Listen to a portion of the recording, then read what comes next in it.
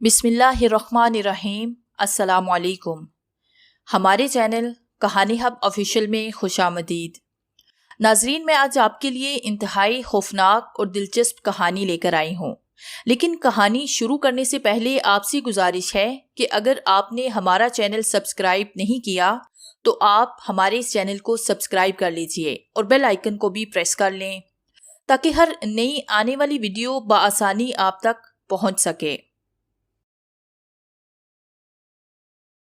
पेशी खिदमत है अजायब खाना नावल एपिसोड नंबर 8।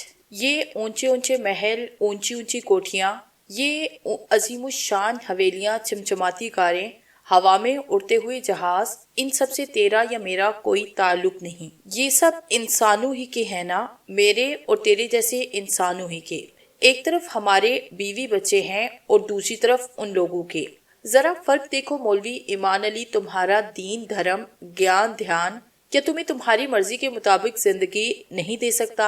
इतने मजबूर और लाचार हो तुम कि अपने लिए ना सही उनके लिए जिन्हें तुम अपना कहते हो कुछ करके देखो। अरे मेरे जादू का तोड़ तो कर लिया तुमने, अपने लिए भी कुछ किया है? जाओ जरा एक हवेली बनाकर दिखा दो, मान लूंगा कि तुम्हारा ज्ञान ध्यान सच्चा है।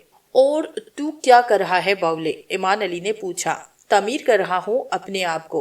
तुम जैसे लोग आड़े आते रहते हैं, लेकिन अगर तुम ये समझते हो कि मेरा रास्ता रोक लोगे तो ये तुम्हारी भूल है। मैं चल पड़ा हूँ तरक्की के रास्तों पर, मगर बहुत बुरा कर रहे हो तुम ईमान अली, बहुत बुरा कर रहे हो।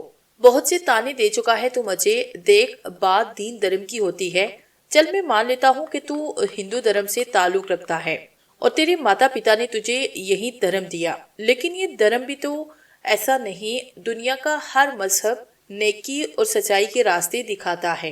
तू तो इन रास्तों से भी हट गया है। जहाँ तक मेरे दीन धर्म का ताल्लुक है तो बावले, कभी इसकी गहराइयों में उतरकर देख। ये मट्टी और गाड़े से बनी हुई ऊंची ऊंची इमारतें हमारी निगाहों में कुछ नहीं होती, क्योंकि हम में से हर शख्स ये जानता है कि दुनिया में हमारे कदम सिर्फ चंद दिन के हैं। इसके बाद एक अब्दी जिंदगी है। तू ये बता कि अगर कोई तुझसे कहे कि सोने का एक बहुत बड़ा ढेर है जो तुझे कुछ अरसे के बाद मिलेगा और ये थोड़ा सा सोना है, अगर तू ये चाहे तो अभी ले ले, और अगर बड़ा ढेर लेना चाहता है तो जरा इंतजार कर ले।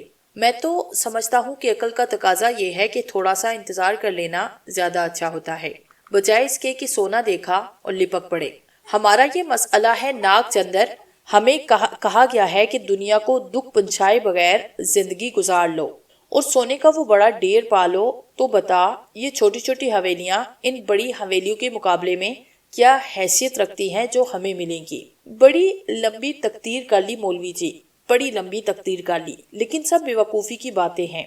अपना अपना नजरिया, अपना अपना ख्याल है। चलो ठीक है, मैं तुम्हारी खैरियत मालूम करने आया था। बस ये समझा कि मुझे तुम्हारे सिलसिले में फिक्र थी। जो कब तुमने धर्मदास के सिलसिले में किया था मैंने उसे वापस कर दिया। तो ठीक है ना? कोई नुकसान तो नहीं पहुंचा तुझे? नहीं, कोई नुकसान नहीं पहुंचा। सब हैरियत हुई थी, थोड़ी सी हैरत हुई थी। क्यों? यही कि तू वाकई बड़ा ज्ञानी बन गया है। ये तो बहुत बड़े लोगों का काम है कि किसी के भेजे हुए तीर उन्हीं को वापस लौटा दें। तूने तो ये कमाल कर दिखाया। अब तू भी मेरी एक बात कान खोल के सुन ले। मैं लोगों के लिए काम करूंगा और तू उन्हें नाकाम बना। कैसी बातें कर रहे हो? ऐसी कोई बात नहीं। मैंने तुम्हें नुकसान पहुंचाने के लिए नहीं सोचा। बस यूं समझ ले कि बुराई नापैद चीज है और नेकी मजबूत तरीन। बस इतनी सी बात है।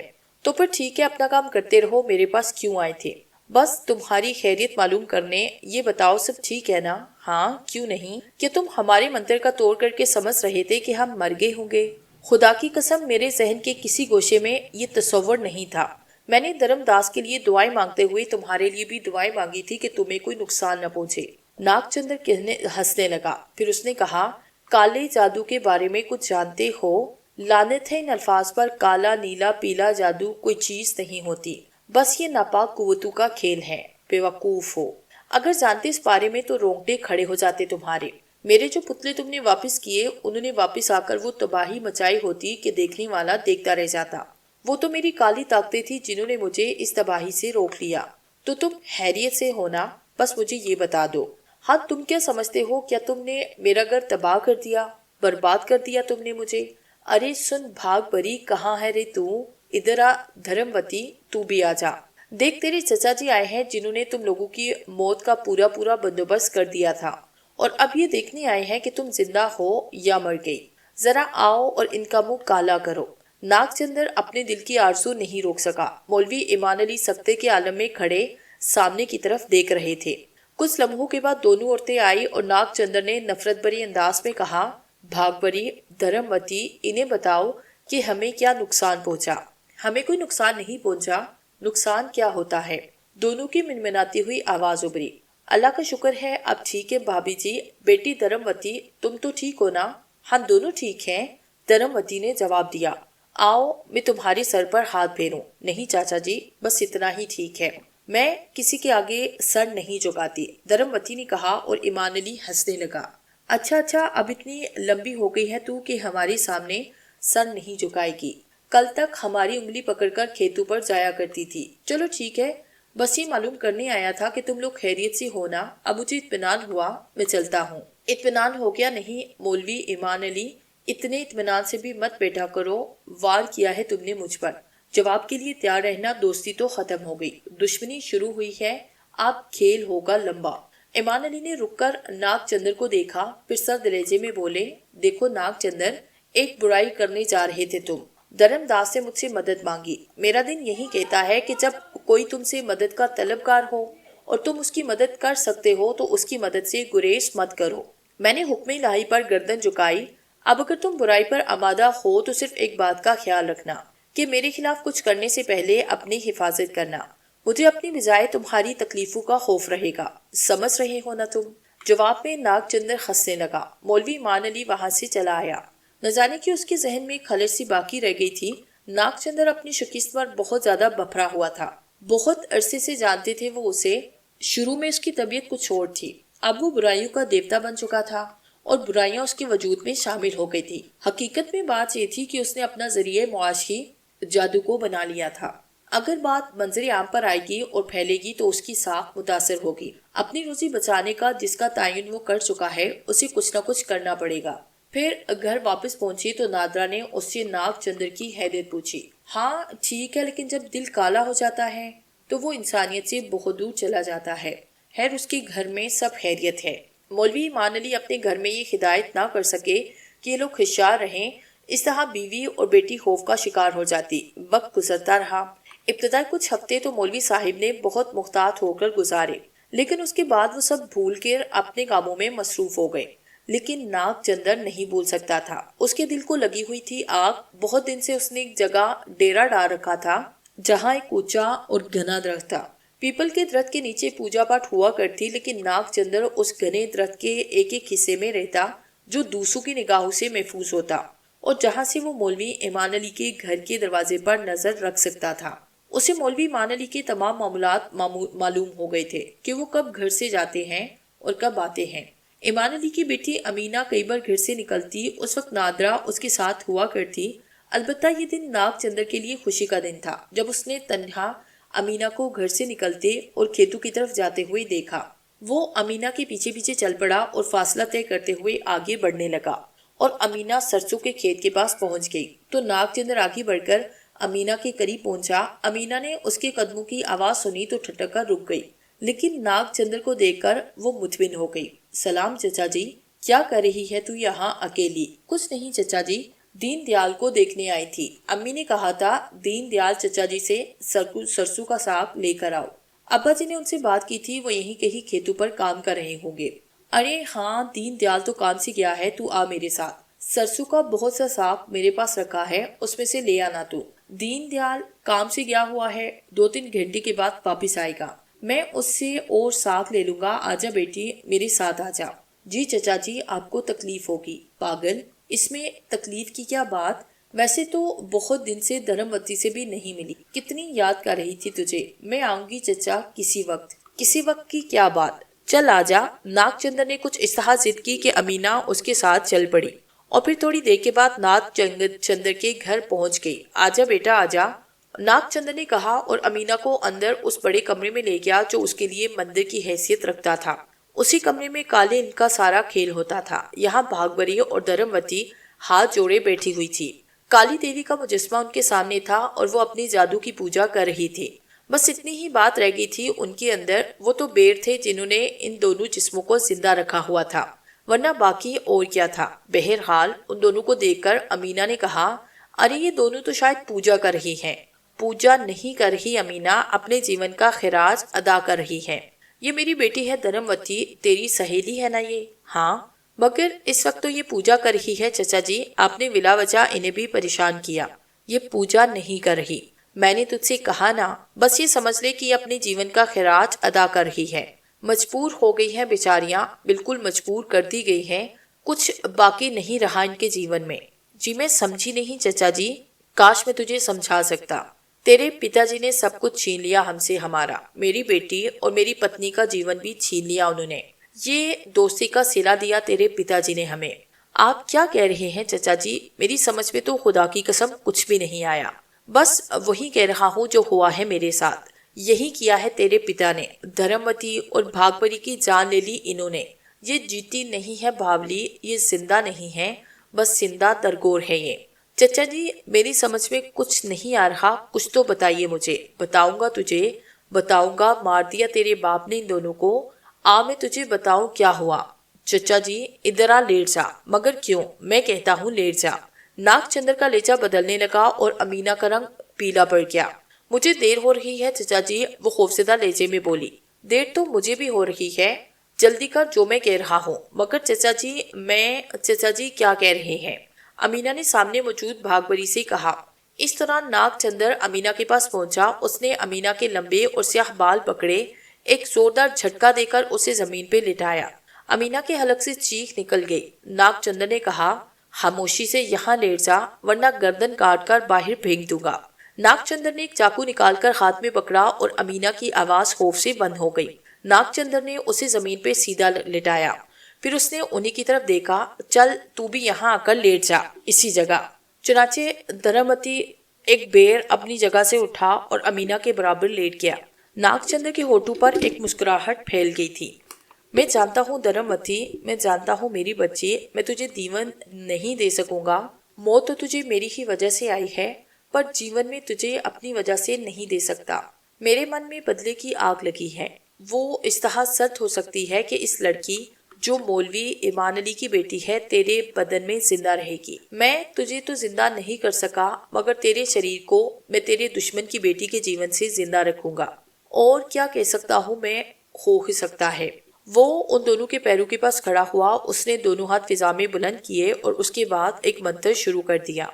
जो मंत्र आगे बढ़ता जा रहा था, अमीना की आंखें बंद होती जा रही थी। वो नागचंद्र की आंखों से निकलती हुई शुआओं को देख रही थी, जो उसके पूरे वजूद को अपनी लपेट में ले रही थी। एक तरफ आग ऐसा ऐसा सुलगती हुई जल रही थी, जो उसके पाँव के अंगूठे को जला रही थी, और ये जलन बढ़ती ही जा रही थी। फिर ये जलन और बढ़ी। उसने चीखने की कोशिश की, लेकिन उसके मुंह से आवाज ना निकल सकी। थोड़ी देर के बाद अचानक ही उसका जहन सोया और वो दुनिया से बेखबर हो गई, लेकिन सिर्फ चंद लम्हों के लिए। उसके बाद उसकी आंख खुली। उसने माहौल को बदला हुआ देखा। रफ्ता रफ्ता उसे सब कुछ पता चला। नागचंद्र उस वक्त यहाँ मौजूद न था, ना ही उसकी धर्म पत्नी यहाँ थी, लेकिन उसके बराबर जो कुछ मौजूद था उसे देखकर वो दंग रह गई। उसने अपने आप को अपने पास लेटे हुए देखा। लेकिन ये कैसे हो सकता है? मैं तो मैं हूँ, ये सब क्या किस्सा है? वो उठकर बैठी। उसने फटी फटी आंखों से अपने बराबर लेटे हुए जिस्म को देखा, जिसकी आंखें बंद थी। लेकिन ये तो मैं खुद हूँ, मैं ही हूँ। लेकिन फिर मैं कौन हूँ? एक अजीब सा सवाल था जो दिमाग को चकराए दे रहा था। अमीना के बराबर लेटी हुई लड़की के शाने को झंझोड़कर उसे जगाया तो अमीना ने आंखें खोली और उसे देखने लगी। फिर वो उठकर बैठी और मुस्कुराने लगी। तुम कौन हो? यही सवाल मैं तुमसे भी कर सकती हूँ। मैं तो अमीना हूँ और मैं भी अमीना हूँ, दूसरी लड़की बोली। यहाँ तो धर्मवती लेटी हुई थी, वो तुम हो क्या? तुम धर्मवती हो और मैं अमीना हूँ। पता नहीं क्या कह रही हो तुम। ये सब क्या है मेरे खुदा? ये सब आखिर है क्या? मगर तू ये बता कि तू कौन है? मैं? चलो ठीक है, मैं धर्मवती हूँ। अब तुम बताओ कि तुम कौन हो? मैं अमीना हूँ। मगर तुम मेरे जिस्म में क्यों हो? नहीं, ये तो मेरा ही जिस्म है। उठकर शीशा देखो, सामने से देखो क्या हुआ। تم میرے بدن میں ہو اور میں تمہارے بدن میں، مگر یہ کیسے ہو گیا؟ یہ تو ہونا تھا، ضروری تھا یہ، امینہ کا دوسرا وجود کہنے لگا۔ مگر کیسے؟ مجھے بتاؤ تو صحیح۔ ٹھہرو، میں یاد کر کے تمہیں بتاتی ہوں۔ امینہ کے دوسرے جسم نے کہا۔ امینہ حیرت سے پاگل ہوئے جا رہی تھی۔ اسے سمجھ میں نہیں آ رہا تھا کہ اس کا جسم دو حصوں میں کیسے منتقل ہوا۔ پھر کچھ دیر کے بعد اس کے دوسرے وجود نے کہا، سنو، حقیقت یہ ہے کہ تم امینہ ہو اور میں کون ہوں یہ بات تمہاری سمجھ میں نہیں آ سکتی، لیکن اس وقت میں تمہارے شریر میں ہوں اور تم دھرم وطنی کے شریر میں۔ آئینہ دیکھو گی تو پتہ چلے گا کہ تم اپنے اصل جسم میں نہیں ہو۔ تمہارا اصل جسم میرے پاس ہے، اور اس کی وجہ یہ ہوئی کہ تمہارے اور میرے پتا جی میں چل پہ گئی ہے۔ میں اس وقت چندر جی کو اپنا پتا ہی کہوں گی، حالانکہ وہ میرے دیوتا ہیں۔ بس اس سے زیادہ تم نہیں سمجھ پاؤ گی۔ دونوں میں جو جنگ چل رہی تھی، اس میں تمہارے پتا جی نے ناگ چندر کی بیٹی اور ان کی دھرم پتنی کو ہلاک کیا۔ وہ دونوں ماری کی اور ناگ چندر مہاراج ایک غریب و عجیب مشکل میں گرفتار ہو گئے۔ مجبوری کی حالت میں انہوں نے اپنے بیر اپنی بیٹی اور پتنی کا شریر قائم رکھنے کے لیے ان کے جسم میں داخل کر دیے، صرف تمہارے پتا جی سے انتقام لینے کے لیے۔ ایک دشمنی چل رہی تھی جس میں تیرے پتا نے ایک منتر الٹ دیا اور دھرم وتی اور بھاگ بری مر گئی۔ پتا جی اپنے منتر میں ناکام ہوئے اور پھر انہوں نے ہمیں ادھار کا جیون دیا۔ اپنے جانترو منتروں سے انہوں نے ہمیں تھوڑے دنوں کے لیے زندہ کیا۔ ہمیں کچھ دن کے بعد پھر سے اپنے شریر کو چھوڑ کر مر جانا ہے۔ لیکن کیا مزے کی بات ہے، اب ہم نہیں مریں گے بلکہ تو مرے گی امینہ۔ تیرے شریر میں میں ہوں، اس لیے تیرا شریر مر جائے گا اور میرا شریر جیتا رہے گا۔ بے شک میں بھی کچھ دنوں کے بعد مر جاؤں گی اور تیرا شریر بھی مر جائے گا، مگر میرا شریر زندہ رہے گا اور تو میری شریر میں قید رہے گی۔ یہ ہے ناگ چندر کا انتقام۔ میرا دماغ پھٹا جا رہا ہے، میری سمجھ میں کچھ نہیں آ رہا، لیکن خدا کے لیے ایسا تھا نہ کرو۔ امینہ زاروں کی طرح رو پڑی اور اسی وقت ناگ چندر اندر آیا۔ اس نے دونوں کو اٹھے ہوئے دیکھا، اس کے ہونٹوں پر مسکراہٹ پھیل گئی۔ دل ٹھنڈا ہو گیا، جی ٹھنڈا ہو گیا۔ تو مولوی ایمان علی کی بیٹی ہے نا؟ اب تو میری بیٹی کے روپ میں ہے اور میری بیٹی جی رہی ہے۔ اگر تو اپنے ماتا پتا کا جیون چاہتی ہے، اگر یہ نہیں چاہتی کہ انہیں جلدی خلا کر دوں، تو جو میں کہہ رہا ہوں اس پر عمل کر خاموشی سے۔ تو اپنے آپ کو دھرم وتی کہے گی، دھرم وتی سمجھے گی تو اپنے آپ کو۔ اگر تو نے اس کے خلاف کیا تو سمجھ لے مجھ سے برا کوئی نہ ہوگا۔ میں آنکھ بند کر کے تیرے ماتا پتا کو ختم کر دوں گا، کتے کی موت ماروں گا میں انہیں۔ نہیں، خدا کے لیے ایسا نہ کرنا، خدا کے لیے میری امی اور میرے ابو کو خدا نہیں بھگوان کا نام لینا پڑے گا تجھے۔ میں جو کچھ کہوں گا وہ کرنا پڑے گا۔ مگر میری بات تو سنو چچا جی، ایسا مت کرو، میں نے تمہارا کیا بگاڑا ہے؟ میں تو جادو منتر نہیں جانتی، میرا بدن مجھے واپس دے دو۔ تمہارا جھگڑا تو میرے ابو سے ہے، میرا تو کوئی معاملہ ہی نہیں چچا جی، مجھے معاف کر دو۔ اور میری پتنی اور بیٹی کا کیا معاملہ تھا تیرے پتا جی سے؟ اس نے کیوں میری دنیا اجاڑ دی؟ بیٹی اور پتنی کھو چکا ہوں، کیسے معاف کر دوں گا تجھے؟ میرا کلیجہ زخم بن چکا ہے۔ تیرے باپ کی ساتھ بھی یہی ہونا چاہیے۔ اب تیار ہو جا، مجھے کیا کرنا ہے یہ میں تجھے بتاؤں گا۔ یہ کہہ کر ناگ چندر نے ہاتھ میں پکڑی رسی سے امینہ کے ہاتھ پاؤں باندھے اور خود امینہ دھرم وتی کے وجود میں آنسو بہانے لگی، جبکہ اس کے بدن میں دھرم وتی کو جگا چندر نے اس سے کہا، دھرم وطنی، اب تیرا یہ شریر مولوی ایمان علی کی بیٹی امینہ کا شریر ہے۔ ساگ کا یہ ڈھیر لے کر تو جا، اب وہی کرنا ہے تجھے جو میں چاہتا ہوں۔ شرمندہ ہوں میری بچی، میں تیری حفاظت نہیں کر سکا، میری وجہ سے تجھے یہ سنسار چھوڑنا پڑا، پر اب تیرا یہ شریر میرے ساتھ رہے گا اور تیرے شریر کو ایک لمبا جیون دے چکا ہوں۔ چل تو اٹھ جا۔ یہ کہہ کر اس نے امینہ کے جسم کو اٹھایا، ساگ ڈھیر سا اس کے ہاتھوں میں دیا اور امینہ وہاں سے چل پڑی۔ تھوڑی دیر کے بعد وہ گھر میں داخل ہوئی۔ کسی کے فرشتوں کو بھی معلوم نہیں تھا کہ وہ امینہ نہیں بلکہ امینہ کے جسم میں دھرم وتی ہے۔ اس وقت ایمان علی گھر میں موجود نہ تھا، چنانچہ دھرم وتی نے امینہ کی آواز میں نادرا سے پوچھا، ماتا جی یہ ساگ کہاں رکھوں؟ نادرا بری طرح اچھل پڑی۔ اس نے حیرت سے اپنی داس میں امینہ کو دیکھا اور بولی، کیا کہا تو نے ماتا جی؟ دھرم وتی کو ایک لمحے کے اندر اندر اپنی غلطی کا احساس ہوا اور بولا، ماں جی کیا بک رہی ہے تو؟ تیرا دماغ تو خراب نہیں ہو گیا؟ ماتا جی، ماں جی، اب اتنا کیوں برا مان رہی ہیں امی؟ کبھی کبھی میرا دل چاہتا ہے کہ آپ کو ماتا جی کہو، کبھی دل چاہتا ہے ماں جی کہوں۔ ماں کتنا پیارا لفظ ہوتا ہے، بے وقوف ہے تو۔ ماتا جی تو بالکل مت کہنا مجھے، یہ لفظ تو ہندو کی زبان سے نکلتا ہے۔ مگر مجھے تو ماں پسند آتا ہے۔ اچھا چل ساگ دے مجھے اور اندر کمرے کی صفائی کر دے، نادرا نے کہا اور دھرموتی اندر چلی گئی۔ نادرا ایک عجیب سے احساس کا شکار ہو گئی تھی۔ وہ سوچ رہی تھی کہ اس سے پہلے کبھی امینا نے اسے ماتا جی کہہ کر مخاطب نہیں کیا۔ اس میں کوئی شک نہیں کہ شرارتیں تو بچپن کا ایک حصہ ہوتی ہیں، لیکن یہ شرارت بھی نہیں تھی۔ اس نے فوراً ہی لڑکھڑا کر اسے ماں جی کہا۔ شام کے کھانے پر جب ایک ساتھ بیٹھنے کی باری آئی تو امینا نے ایک دم کہا، ماتا جی نہ جانے کیوں میرے پیٹ میں درد سا ہے، آج میں کھانا نہیں کھاؤں گی۔ پچھلے کچھ دنوں سے میں محسوس کر رہی ہوں کہ جب بھی میں ماس کھاتی ہوں میرے پیٹ میں درد ہوتا ہے۔ کیا؟ ایمان علی حیرت سے بولے۔ دھرموتی وہاں سے اٹھ کر چلی گئی۔ کیا کہہ رہی تھی یہ؟ ماتا جی؟ ماتا جی اور گوشت نہیں کھاتی؟ نادرا کا ہاتھ بھی کھانے پہ رکا۔ وہ بری طرح پریشان ہوئی۔ کیا ہوا؟ کیا بات ہے؟ ایمان علی نے پوچھا۔ پتہ نہیں کیا ہے، میرا تو کلیجہ حلق میں آ رہا ہے، اسے کچھ ہو گیا ہے۔ پتہ نہیں کیا ہو گیا ہے، کچھ سمجھ میں نہیں آتا۔ آپ کے سامنے اس نے مجھے 2 بار ماتا جی کہا، اس کے علاوہ کچھ اور نئی باتیں اس نے کی ہیں۔ زمین کو دھرتی، آسمان کو آکاش، پاک کو پوتر، پر کچھ سمجھ میں نہیں آیا میری، اور اس وقت گوشت کھانے سے انکار کر رہی ہے۔ ہوا کیا اسے؟ تم ذرا اس کے بارے میں مجھے تفصیل بتاؤ۔ کوئی تفصیل ہو تو بتاؤ۔ ٹھیک ٹھاک گئی تھی، ساگ لے کر آئی، اس کے بعد گھر کے کام کاج کیے، مگر پتہ نہیں کیا قصہ ہے۔ حیرت ہو رہی ہے مجھے۔ پھر اس کے بعد سے ایمان علی نے خصوصی طور پر امینا پر نگاہ رکھنا شروع کر دی، اور تھوڑے ہی دن میں انہیں یہ احساس ہوا کہ امینا کے اندر ایک بہت ہی اہم تبدیلی رونما ہوئی ہے۔ دل میں ایک شدید کھوج پیدا ہو گئی تھی۔ پھر اس دن رات کا وقت تھا، معمول کے مطابق وہ تہجد پڑھنے کے لیے اٹھے تھے کہ انہوں نے امینا کے کمرے میں روشنی دیکھی۔ امینا اس وقت سو چکی ہوتی تھی اور رات کو نہیں اٹھتی تھی۔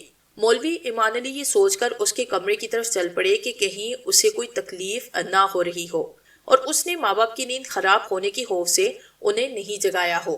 آہستہ آہستہ قدموں سے آگے بڑھ کر امینا کے کمرے کے دروازے پر جا پہنچے، اور پھر انہوں نے دروازے سے جھانک کر جو کچھ دیکھا تو دیکھ کر ان کے ہوش و حواس رخصت ہونے لگے۔ اندر روشنی تھی اور امینا پالتی مارے بیٹھی ہوئی تھی۔ اس کی آنکھیں بند تھی اور دونوں ہاتھ سینے کے قریب جڑے ہوئے تھے، لیکن اس کے سامنے جو کچھ رکھا ہوا تھا اس نے ایمان علی کے سینے کو لرزا دیا۔ یہ کالی دیوی کا مجسمہ تھا جس کو اس نے ایک بلند جگہ پہ رکھا ہوا تھا۔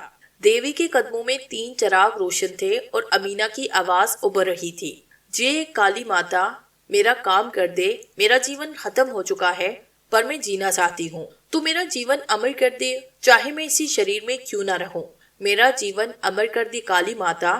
اور اس کے بعد وہ نہ جانے کون سے جنتر منتر پڑھنے لگی۔ مولوی ایمان علی کا سانس رک گیا تھا۔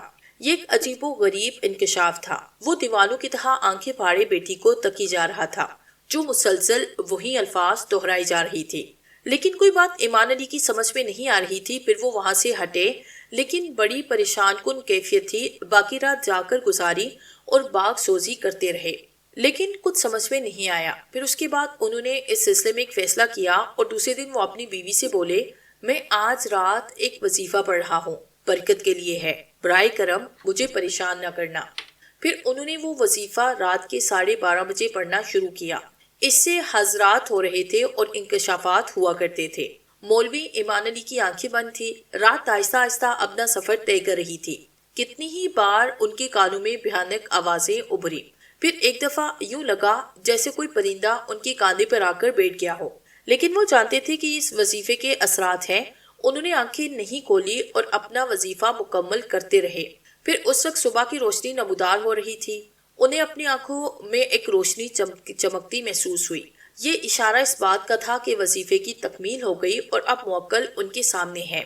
اے پر اسرار وجود، مجھے بتا میری بیٹی کو کیا ہوا، میں اس کے بارے میں جاننا چاہتا ہوں۔ تبھی ایک عجیب سی آواز ایمان علی کے کانوں میں ابھری، ایمان علی، بہت بڑا دھوکہ ہو چکا تیرے ساتھ، بہت بڑا جادو کا عمل ہو چکا ہے۔ شیطان زادے نے تیری بیٹی کا جسم حاصل کر کے اس کی روح نکالی اور امینا کے اصل وجود کو اپنی بیٹی دھرموتی کے وجود میں تبدیل کیا، کیونکہ وہ دن جو تیرے اور اس کے درمیان تبادلے ہوئے تھے اس میں جب وہ شیطانی پتلے واپس گئے تو انہوں نے ناگ چندر کی بیوی اور بیٹی کو خلاق کیا، اور جب تم اس کے پاس گئے تو اس نے جن 2 انسانی جسموں کو تمہارے سامنے پیش کیا تھا وہ جسم تو اس کی بیٹی اور بیوی کے تھے، لیکن اس میں جادو کیے शैतान खलूल कर गए थे। उन्होंने ही इन्हें जिंदगी का रास्ता दिखाया। फिर उसके बाद नागचंद्र ने एक अरसे की मोहलत मांगी और वो अरसा अब पूरा होने वाला है। नागचंद्र तुम्हारी बेटी को धोखा देकर अपने साथ ले गया। उसने तुम्हारी बेटी का वजूद अपनी बेटी को दिया और जो लड़की तुम्हारी बेटी अमीना के वजूद में है वो असल में धर्मवती है और धर्मवती मयाद पूरी होने के बाद मर जाएगी और तुम्हारी बेटी का शरीर मर जाएगा, जबकि धर्मवती के जिस्म में तुम्हारी बेटी की रूह जिंदा रहेगी। ये खेल खेला है नागचंद्र ने उस दिन का इंतकाम लेने के लिए, समझ रहे हो ना? मेरे खुदा, ये तो बहुत बड़ा जुल्म हो गया। क्या करूं मैं? मेरी रहनुमाई की जाए। हाँ, इसका एक तरीका है। किसी ऐसी जगह अपनी बेटी के जिस्म को महफूज करो जहां उसकी हिफाजत हो सके। अब ये तुम्हारी जिम्मेदारी है कि इस बदन को कैसे महफूज करोगे। फिर तुम्हें रहनुमाई मिलेगी कि तुम्हें क्या करना चाहिए। खास तौर से अपनी बेटी अमीना के वजूद को महफूज करने की कोशिश करना जो इस वक्त तुम्हारे सामने है, लेकिन इसमें धर्मवती की रूह है। तुम्हें जरूर मौका मिलेगा कि तुम अपनी बेटी को वापस ले आओ। वजीफे का अमल पूरा हो चुका था, लेकिन ईमान अली को शिद्दत के साथ ये एहसास हो रहा था कि सूरत हाल बड़ी खौफनाक है। क्या करना चाहिए, किस तरह से इस मुश्किल से छुटकारा पाए। उनकी हालत खराब हुई, कुछ नहीं किया जा रहा था और बड़ी अजीबो गरीब सूरत हाल पैदा हो गई थी। दूसरी सुबह उन्होंने अमीना को देखा जो घर की काम काज में मसरूफ थी, लेकिन अब मौलवी ईमान अली ये बात जानते थे कि ये एक हिंदू लड़की है जो अपने आप को मुसलमान जाहिर करके यहाँ रह रही है। इस इंकशाफ के बाद बहुत से ऐसे काम हो सकते थे जो मौलवी ईमान अली कर सकते थे। मसलन वो बेटी से कहते कि वो उनके सामने नमाज पढ़े। बात खुलकर सामने आती, सारी बातें अब उनके इल्म में आ रही थी। अमीना की बदली हुई जबान, ऐसे अल्फाज जो वो पहले अदा नहीं करती थी, माँ को माताजी वगैरह कहना, ये सारे काम वो एक लम्हे के अंदर खत्म कर सकती थी। लेकिन वो नहीं चाहते थे कि नागचंद्र को इस बात का इल्म हो कि वो हकीकत समझ गए हैं, और वो नहीं चाहते थे कि नादरा को इस बात का पता चले कि जो लड़की अमीना के रूप में उनके सामने मौजूद है असल में अमीना नहीं है। एक अजीबो गरीब मुश्किल थी, एक ऐसी अंधेर नगरी थी जो समझ में न आने वाली थी। मौलवी ईमान अली जिस पूरे आलम से गुजर रहे थे उनका दिल ही जानता था। सेठ बद्रीनाथ एक बड़ा कारोबारी आदमी था, हर किस्म के कारोबार कर लिया करता। बाप ने एक बड़ा तड़का छोड़ा था जो 3 भाइयों में तकसीम हो गया था। बद्रीनाथ को एक बड़े बड़े इलाके में 2 बिल्डिंगे, एक सिंचा हाउस और दूसरे छोटे मोटे कई कारोबार मिले थे। हर वो चीज जो कौड़ियों के दाम मिल जाए खरीद लिया करता और फिर सोने के भाव बेचता। खालिस कारोबारी जहन का आदमी था। यहाँ खर्च करने की बात होती थी वहाँ खर्च भी करता, और जैसी 2 पैसे बचाने की बात होती वहाँ 2 पैसे बचाने के लिए जान लड़ा देता। बंसी लाल की यह हवेली बहुत अरसे से उसकी निगाह में थी। इलाका बहुत अच्छा था। पुरानी हवेली को तोड़कर अगर कोई बिल्डिंग बनवा ली जाती तो बहुत बड़ा मुनाफे हो सकता था, या फिर किसी ऐसी कंस्ट्रक्शन कंपनी को जगह बेच दी जाती जो रिहायशी मंसूबे बनाती तो उसे 10-20 लाख का फायदा हो जाता। बहरहाल जब उसे इस बात का इल्म हुआ कि बंसी लाल ये हवेली बेचना चाहता है तो वो अपने खास मशीर के साथ बंसी लाल के पास पहुंचा और बंसी लाल ने उसे ये हवेली दिखाई। सारी बातें अपनी जगह थी, लेकिन हवेली बेहद शानदार थी और बद्रीनाथ को हवेली बेहद पसंद आई थी। लेकिन भूत प्रीत की बात सुनकर वो ठटक गया और बहरहाल उसने बंसी लाल से बात की कि 1 महीने के बाद वो इस हवेली का सौदा करेगा। लेकिन जब वहां से वापस अपनी रिहाइश का पहुंचा तो उसने अपने मशीर से कहा, जीवन सिंह, क्या कहते हो इस बारे में? महाराज, बिल्कुल ठीक फैसला किया आपने। पहले इस हवेली में चलकर 1 महीने तक रहते हैं, देखेंगे कि वहाँ भूत प्रीत हैं या नहीं, और अगर हैं तो क्या सलूक करते हैं, पता तो चलना चाहिए। बिल्कुल बेवकूफ हो। अगर भूत प्रीतों ने अपना ही काम कर दिया तो ना रहेगा भांस, ना बजेगी बांसुरी। ये कौन सी बड़ी बात है, मैं जानता हूँ इसके बारे में अच्छी तरह है। बस तो फिर ऐसा करते हैं कि बंसी लाल को बयाना दे देते हैं और अमर सिंह को बुलाकर इस बात पर आमादा करते हैं। बल्कि पहले ऐसा करो, अमर सिंह से बात करो। महाराज, मैं तो कहता हूँ कि पहले बयाना दे दीजिए। अमर सिंह से बात ना भी हुई तभी हवेली छोड़ने की चीज नहीं। तो फिर जाओ, ऐसा करो, दोनों काम तुम ही करते आओ। बंसी लाल के पास से ले जाओ, एक 50,000 रुपए उसे दे दो और उससे कहो कि हवेली तो हमारी हो गई, लेकिन 1 महीने तक सब तजुर्बा कर लें। ये 50,000 रुपए सिर्फ तसल्ली के लिए अपने पास रख ले, और अगर हवेली का सौदा ना हुआ तो ये पैसे उससे वापस मांग लेंगे। हवेली का सौदा तो करना ही है महाराज। अरे ये तो हम जानते हैं, और इस तरह से पता है क्या हुआ? کوئی الٹی سیدھی بات کر کے تھوڑی سی رقم کم کرا لیں گے۔ ٹھیک ہے مہاراج، جیسا آپ پسند کریں۔ تو پھر کیا کہتے ہو اس بارے میں؟ بس چلا جاتا ہوں۔ بسی لال کو 50,000 روپے دے دیے گئے اور پھر جب جیون سنگھ واپس لوٹا تو امر سنگھ اس کے ساتھ تھا۔ بہترین شخصیت کا مالک ایک تندرست توانا آدمی تھا۔ اس کے چہرے پر ہمیشہ مسکراہٹ کھیلتی رہتی۔ بدری ناتھ کے پاس پہنچا تو مسکرا کر بولا، کہیے لالا جی، کیسے یاد کیا امر سنگھ کو؟ رانا امر سنگھ، آؤ بیٹھو، تم سے کام آ پڑا ہے۔ رانا امر سنگھ تو ہمیشہ ہی کسی نہ کسی کام کے لیے تیار رہتا ہے بدری ناتھ جی، لیکن سوال یہ پیدا ہوتا ہے کہ آپ اپنی جیب سے تو پھوٹی کوڑی بھی نہیں نکالتے، مر جاؤ گے کوڑیاں جمع کر کر کے۔ میں کہتا ہوں کہ تمہارے آگے پیچھے تو کوئی ہے نہیں، کیا کرو گے اتنی رقم کا؟ اسی لیے تو رقم جمع کرتا ہوں بدری ناتھ کے آگے پیچھے کوئی نہیں۔ اگر آگے پیچھے کوئی ہوتا تو مجھے اتنی زیادہ چنتا بھی نہ ہوتی۔ اچھا بھائی اچھا، باتیں مت بناؤ، بیٹھو۔ بیٹھ کے مہاراج، حکم کریں آپ۔ ایک دن تم بڑی ڈینگی مار رہے تھے، کہہ رہے تھے بڑے بڑے بھوت پریت دیتے ہیں تم نے۔ پھر جب میں نے تم سے کہا کہ تمہیں بھوت پریت دکھاؤں تو تم اٹھ کر کھڑے ہو گئے۔ ہاں تو پھر کیا آپ نے پولیس میں رپورٹ کرا دی ہے؟ رانا امر سنگھ نے ہنستے ہوئے کہا۔ رانا، ایک حویلی خریدی ہے میں نے، لیکن اس کے بارے میں مشہور ہے کہ وہاں بھوت پریت رہتے ہیں۔ حویلی بڑی اچھی ہے اور بڑے مہنگے داموں خریدی ہے میں نے۔ میں چاہتا ہوں کہ تم کچھ دن کے لیے وہاں جا کر رہو، یہ اندازہ لگاؤ کہ وہاں واقعی کوئی گڑبڑ ہے یا پھر سب ہوائی باتیں ہیں۔ سیٹھ جی، تصوراتی بھوت اگر چیز ہیں اور سچ مچ کے بھوت الگ، اگر آپ واقعی سچ مچ کے بھوتوں سے میرا ٹکراؤ کرانا چاہتے ہیں تو یہ بتائیے کہ معاوضہ کیا دیں گے؟ اس کا معاوضہ بولو، کیا مانگتے ہو؟ کتنا دن رہنا ہوگا اور بھوتوں سے کیا مذاکرات کرنا ہوں گے؟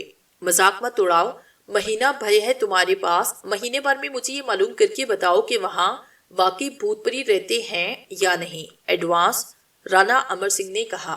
10,000 روپے دوں گا تمہیں، 5,000 ایڈوانس رکھ لو، بدری ناتھ نے کہا اور رانا امر سنگھ کا منہ بگڑ گیا۔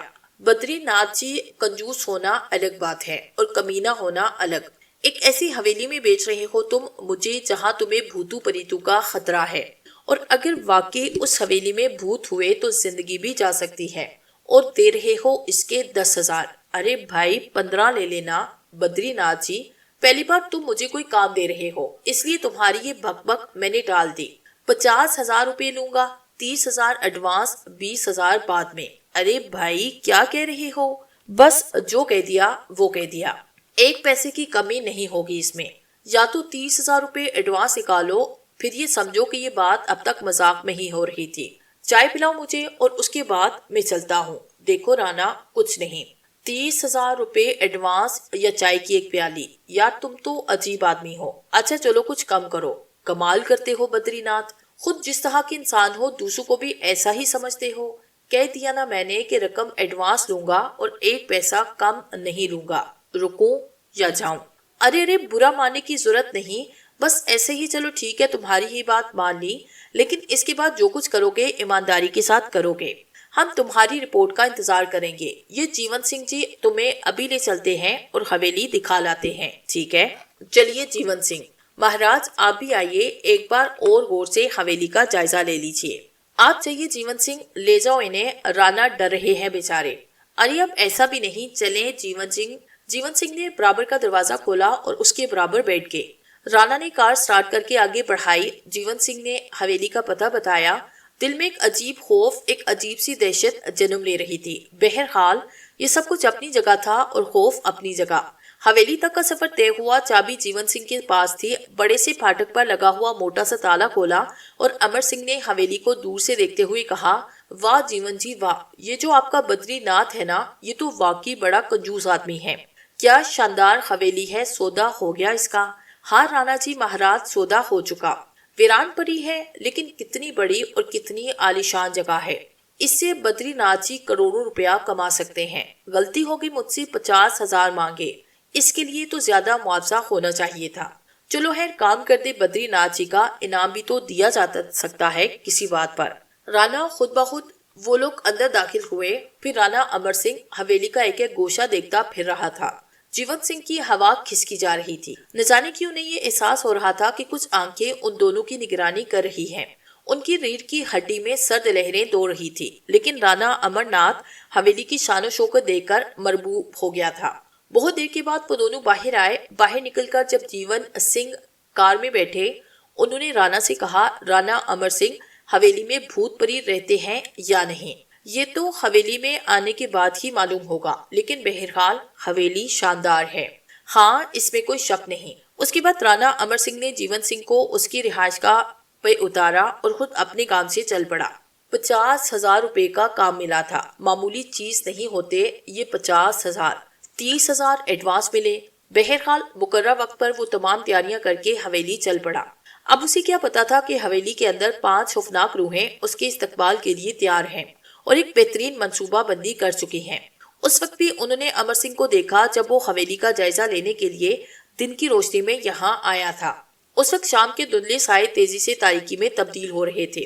چاروں طرف ایک عجیب خاموشی اور افسردگی پھیلی ہوئی تھی۔ رانا امر سنگھ نے کار کی بتیاں بجھا کر ادھر ادھر دیکھا۔ درختوں کی ٹہنیوں سے پتے جھڑ چکے تھے اور دور دور تک ان پتوں کا فرش سا بچھا ہوا تھا۔ فضا میں رفتہ رفتہ ہنکی بڑھتی جا رہی تھی۔ امر سنگھ نے منہ کھول کر ہلکی سی جمائی لی۔ اس کے ذہن میں نہ جانے کیا کیا تصورات آ رہے تھے۔ اسے حویلی کے اطراف میں انتہائی ویران لگ رہے تھے۔ غالباً اس کی وجہ حویلی کے اسیب زدہ ہونے کا تصور تھا۔ قرب و جوار میں آبادی تھی لیکن حویلی سے کافی فاصلے پر۔ بیچارہ بسی لال تو صرف ایک طرح سے اپنی ماں کی خواہش نبھا رہا تھا۔ یہ اس کی آبائی حویلی ہی تھی۔ اس کا دادا اور پھر باپ اسی حویلی میں پیدا ہوئے اور پھر مڑے تھے۔ ماں کو حویلی سے بہت محبت تھی، جبکہ بیوی بیچاری جب سے آئی تھی اس بات کا رونا روتی رہی تھی کہ اس حویلی میں اسے ڈر لگتا ہے۔ درجنوں بار اس کی بیوی نے خوف کا اظہار کیا لیکن بسی لال ماں کے آگے مجبور تھا، یہاں تک کہ یہ بیچارہ اپنے معصوم بچے سے ہار دو بیٹھا۔ پھر اس کے بعد شیرازہ منتشر ہوا۔ بحالت مجبوری اسے حویلی چھوڑنا پڑی۔ بہرحال اب وہ اس حویلی میں نہیں رہتا تھا اور یہ حویلی بدری ناتھ نے ایک طرح سے خرید لی۔ وقت کے ساتھ سب کچھ ٹھیک ہو جاتا ہے۔ اب دیکھنا یہ تھا کہ رانا امر سنگھ کے ساتھ اس حویلی میں کیا واقعات پیش آتے ہیں۔ وہ آہستہ آہستہ حویلی میں داخل ہوا اور ایک لمحے کے بعد اس کے دل میں یہ خیال آیا کہ حویلی کتنی ویران اور سنسان ہے۔ اس کے احاطے میں لگے ہوئے درخت ننگ درنگ ایسے معلوم ہوتا تھا جیسے کچھ لوگ لباس اتار کر کھڑے ہوں۔ ہیبت ناک سناٹا، پرندوں کی آواز بھی سنائی نہیں دے رہی تھی، ورنہ درختوں پر پرندے بھی ہو سکتے ہیں۔ ممکن ہے ہزار رسیدہ درختوں پر پرندے بھی بسیرا نہ کرتے ہو۔ بہرحال رات آہستہ آہستہ اپنا بھیانک منہ کھولے آگے بڑھتی آ رہی تھی۔ پھر اچانک ہی اس کی نگاہ ایک طرف پڑی۔ حویلی کے گوشے میں روشنی جا رہی تھی۔ یہ روشنی کہاں سے آئی؟ اس نے دل ہی دل میں سوچا۔ دن میں تو یہ روشنی نظر نہیں آئی تھی۔ بہرحال وہ اس حویلی کے بارے میں سوچتا ہوا آگے بڑھ رہا تھا۔ پھر اس نے سوچا کہ نہ جانے کتنے عرصے سے یہ حویلی خالی پڑی ہے۔ یہ اکتوبر کا مہینہ اور خزاں کا موسم ہے۔ اس موسم میں تو عام طور سے ویرانی اور سناٹے کا راج رہتا ہے۔ وہ اندر داخل ہوا۔ اس نے اندرونی جیب ٹٹولی۔ نرم چمڑے کے بنے ہوئے خوبصورت بٹوے سے اس کی انگلیاں ٹکرائی۔ اس کے جسم میں مسرت کی ایک لہر دوڑ گئی۔ اس نے بٹوا باہر نکالا جو نوٹوں سے بڑا ہوا تھا۔ یہ وہی روپیہ تھا جو بدری ناتھ نے اسے ادا کیا تھا۔ اس نے نوٹوں کو احتیاط سے گن کر دوبارہ بٹوے میں رکھا۔ دل ہی دل میں وہ حساب لگا رہا تھا کہ 50,000 روپے بدری ناتھ سے ملیں گے۔ تقریباً 1.5 لاکھ روپے اس کے بینک اکاؤنٹ میں موجود ہیں۔ اگر یہ 50,000 روپے محفوظ رہے تو اس کے پاس کافی زیادہ پیسے ہو جائیں گے۔ ان 2 لاکھ روپے سے وہ یقینی طور پر کوئی منصوبہ بندی کر سکتا ہے۔ بہرحال وہ کچھ اطمینان انداز میں آگے بڑھا، ایک کمرے میں داخل ہوا۔ اس کے ذہن میں اس وقت خوشگوار تصورات آ رہے تھے اور یہ جان بوجھ کر نہیں کیا تھا اس نے، بس خیالات کی روح بھٹک گئی تھی۔ ورنہ اگر وہ حویلی کے بارے میں سوچتا تو ممکن ہے اس کے ذہن پر خوف کی فضا پیدا ہو جاتی۔ اس نے سوچا کہ اب اسے شادی کر ہی لینی چاہیے۔ حالانکہ وہ عمر کے اس دور سے گزر رہا تھا جہاں جوانی رخصت ہونے لگتی ہے اور ادیر عمر شروع ہو جاتی ہے۔ پھر اس نے مسکراتے ہوئے سوچا کہ اگر جیب میں رقم ہوتی، عمر کوئی نہیں دیکھتا اور حسین اور تعلیم یافتہ عورت آسانی سے مل جاتی۔ یہ تمام باتیں سوچتا ہوا وہ ایک خوبصورت کمرے میں ایک نشست پر بیٹھ گیا۔ دفعتاً ہی اس نے چونک کر سوچا کہ یہاں روشنی کرنے والا کون ہو سکتا ہے۔ دن میں جب وہ یہاں آیا تو جیون سنگھ نے اسے بتایا کہ یہاں کوئی بھی موجود نہیں۔ روشنی کے بارے میں پہلے تو اس نے یہی سوچا کہ ہو سکتا ہے یہاں ضرورت کی بنا پر کوئی روشنی مسلسل جلائی رکھی گئی ہو، لیکن اس وقت وہ سمجھ نہیں پا رہا تھا کہ یہاں کوئی ہے یا نہیں۔ پتہ نہیں اس کی کون سی حس اسے یہ احساس دلا رہی تھی کہ کوئی نہ کوئی یہاں موجود ہے۔ بہرحال یہ احساس کتنا ہی پیچھا چھڑانے کی کوشش کی جاتی اس پر مسلط ہو رہا تھا۔ کہ یہاں اس عمارت میں اسے یہ پتہ لگانا ہے کہ اس میں اسیب وغیرہ ہے یا نہیں۔ عمارت کی ویرانی تو اس بات کا اظہار کرتی تھی کہ کیفیت خطرناک ہے، لیکن بہرحال وہ ایک دلیر آدمی تھا۔ اس نے یہ چیلنج بلا وجہ قبول نہیں کیا تھا۔ زندگی میں خوف، دہشت نام کی کسی چیز سے اس کا کبھی گزر نہیں ہوا تھا، لیکن بہرحال انسان تو انسان ہی ہوتا ہے۔ وہ آہستہ آہستہ چلتا ہوا اس کمرے سے باہر نکل آیا اور پھر اس کمرے میں پہنچا جہاں روشنی جا رہی تھی۔ کمرہ خاصی وسیع اور صاف ستھرا تھا۔ اس میں ایک ڈائننگ ٹیبل اور اس کے گرد کرسیاں پڑی ہوئی تھی، لیکن وہاں کوئی تھا نہیں۔ ڈائننگ ٹیبل پر بہت ہی خوبصورت قسم کے برتن سجے ہوئے تھے اور کچھ چیزیں بھی رکھی ہوئی تھی۔ وہ آہستہ آہستہ چلتا ہوا ڈائننگ ٹیبل کے قریب پہنچا۔ ہر چیز صاف ستھری اور عمدہ تھی۔ فرنیچر بھی ہاتھ سے بہترین نظر آتا تھا۔ بیچارہ بنسی لال ہر چیز اسی جگہ چھوڑ گیا تھا۔ وہ آہستہ آہستہ آگے بڑھا اور میز کے گرد پڑی کرسی پر بیٹھ گیا۔ اگر اس وقت یہاں کوئی موجود ہوتا تو کیا ہی اچھی بات تھی۔ ابھی اس نے یہ خیالات ذہن میں لائے ہی تھے کہ اچانک ہی اسے قدموں کی آواز سنائی دی اور وہ چونک پڑا۔ اس کی نگاہیں سامنے کی جانب اٹھی۔ واقعی اس وقت صورتحال تو کچھ عجیب سی ہو رہی تھی، خاص طور سے اس احساس کے ساتھ کہ اسے بتایا گیا تھا کہ اس عمارت میں کوئی نہیں۔ پھر قدموں کی چاپ بالکل قریب آئی اور کھلے دروازے سے ایک شخص اندر داخل ہوا۔ یہ چھوٹے قد کا ایک موٹا گنجا سا آدمی تھا جس نے اندر آ کر کہا، معاف کیجیے گا جناب، میں باورچی خانے میں کام کر رہا تھا۔ تم کون ہو؟ رانا امبر سنگھ کے منہ سے نکلا۔ اب حیرت کی جگہ اس پہ خوف غالب آتا جا رہا تھا۔ میں جناب، مجھے بدری ناتھ نے بھیجا ہے آپ کی سیوا کے لیے۔ انہوں نے مجھے بتایا کہ آپ یہاں آنے والے ہیں، کم از کم آپ کے کھانے پینے کا خیال رکھوں۔ اوہو، اچھا، نام کیا ہے تمہارا؟ کیول، اس نے جواب دیا۔ ٹھیک ہے کیول، مجھے تمہاری یہاں آنے کی خوشی ہوئی، ورنہ اس سے پہلے میں اپنے آپ کو بالکل اکیلا محسوس کر رہا تھا۔ رانا امر سنگھ نے گہری نگاہوں سے کیول کا جائزہ لیا۔ پہلی نظر میں وہ انسانی شکل و صورت کا ہیبت ناک جانور نظر آیا تھا۔ اس کے چہرے پر نیلے رنگ کی گول گول آنکھیں تھی، کانوں پر سیاہ موٹے موٹے بال اگے ہوئے تھے، گنجی سر پر اس نے تیل مل رکھا تھا۔ اس کے دانت انتہائی بھیانک تھے، ادھر ادھر مڑے ہوئے، کوئی کسی طرف اور کوئی کسی طرف۔ ہاتھ کی انگلیاں مکڑی کی طرح پتلی، بالدار اور مڑی ہوئی۔ وہ آگے بڑھا، اس نے برتن صاف کرنا شروع کیے تو امر ناتھ کو یہ محسوس ہوا جیسے کوئی بڑی سی مکڑی برتنوں سے چمٹی ہوئی ہے۔ اس نے اپنے دل میں نفرت محسوس کی۔ پھر وہ کہنے لگا، کیول، تم اچھے آدمی ہو، یہ بتاؤ کھانے پینے کے لیے کیا بندوبست کر سکتے ہو؟ بھاجی، ترکاری، پراٹھے، پوریاں، آپ جو کچھ چاہیں گے میں آپ کو بنا کر دے سکتا ہوں۔ ٹھیک ہے، میں تمہیں آواز دوں گا تو تم آ جاؤ گے؟ ایک آواز لگا دیجیے گا سرکار، کیول آپ کی خدمت کے لیے حاضر ہو جائے گا۔ کیول نے کہا، ٹھیک ہے، تم اطمینان رکھو، اور اب تم آ ہی گئے ہو تو مجھے بتاؤ کہ میرے آرام کے لیے کون سا کمرہ زیادہ مناسب ہے۔ ٹھیک ہے مہاراج، ہم آپ کا کمرہ ٹھیک ٹھاک کر کے آپ کو بتا ہی دیتے ہیں۔ کھانے میں آپ بتائے کیا کھائیں گے؟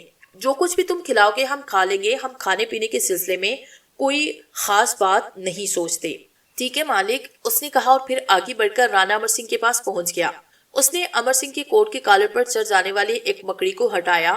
مکڑی اچھل کر کھانے کی میز پر پڑی۔ کیول کا سر رانا امر سنگھ کی گردن کے کھلے حصے سے ٹکرایا تو رانا امر سنگھ کو یوں محسوس ہوا جیسے کوئی سوئی چبھ گئی ہے۔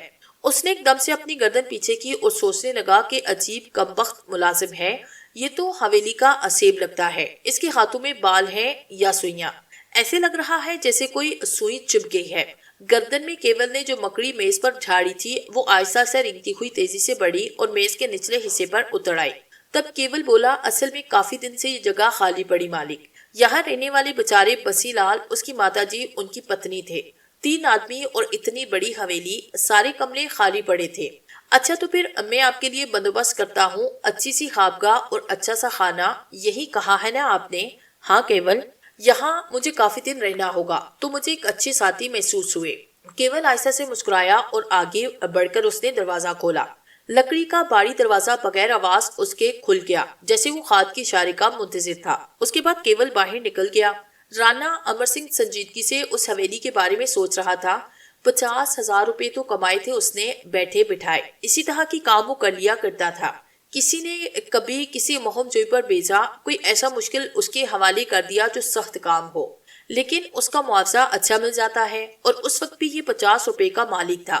اور 10-12 دن کی بات، مہینہ تو بنسی لال نے بدری ناتھ کو دیا تھا، باقی سارے مسائل تو بدری ناتھ کے تھے۔